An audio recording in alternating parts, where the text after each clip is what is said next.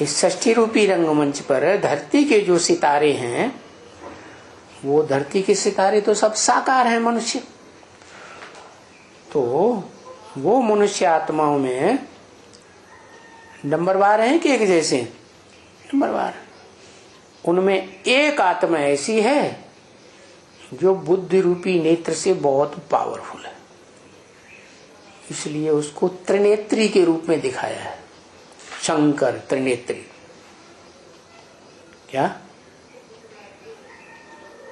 ऐसे नहीं कि उसको रथ नहीं है, शरीर नहीं है, लेकिन बुद्धि में मनुष्यों की बीच में बहुत तीखा। लेकिन कब? हमेशा कि कभी जब एग्जाम का टाइम आता है कि मनुष्य आत्माओं के बीच में सबसे ज्यादा तीक्ष्ण बुद्धि कौन है, तो उसमें वो पास हो जाता। तब रिहर्सल होती है 5000 वर्ष के ड्रामा की, तब वो आत्मा प्रत्यक्ष होती है। उसी के लिए गीता में लिखा है, इंद्रियाणि पराण्याओ बड़ी प्रबल है। इंद्रियों से मन प्रबल है, ब्रह्मा की सोल बड़ी प्रबल है। ब्रह्मा माने ज्ञान चंद्रमा ब्रह्मा, और ज्ञान चंद्रमा ब्रह्मा से भी प्रबल है बुद्धि, त्रिनेत्री, तीसरा नेत्र शंकर, और उससे भी ज्यादा प्रबल जिसको कहते हैं बुद्धिमानों की बुद्धि। कौन हुआ? शिव है। तो उसको एक ही नेत्र है, दर्शन शक्ति।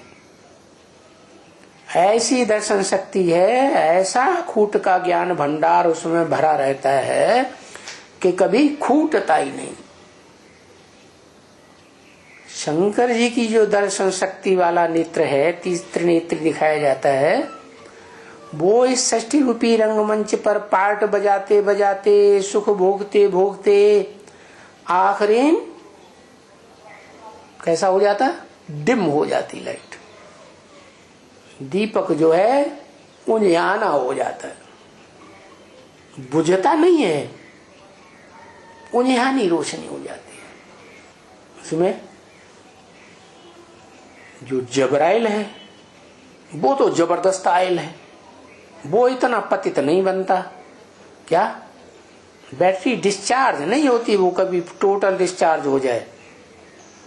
जितनी भी मनुष्य आत्मा रूपी बैटरी है इस संसार में, सब डिस्चार्ज होती है, लेकिन एक बैटरी ऐसी है कि जो पूरी डिस्चार्ज होने पर जब तक आती है तब तक बुद्धिमानों की बुद्धि, सुप्रीम सोल, जो इस संसार में पार्ट बजाने वाली आत्माओं के बीच में सबसे बड़ा क्या कहें जनरेटर है, वो इस सृष्टि पर आ जाता है शंकर के द्वारा, मनुष्य सृष्टि के बाप आदम के द्वारा पार्ट बजाने के लिए।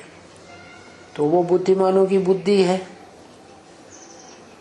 वो बुद्धिमानों की बुद्धि जो बाप है वो डबल बाप हो गया इस षष्ठी रूपी रंगमंच पर आकर। एक तो मनुष्य आत्माओं का भी बाप है आदम, और उसमें आत्माओं का भी बाप, निराकारी आत्माओं का भी बाप सुप्रीम सोल गॉड फादर वो भी है। तो डबल बाप तो डबल इंजन हो गया ना।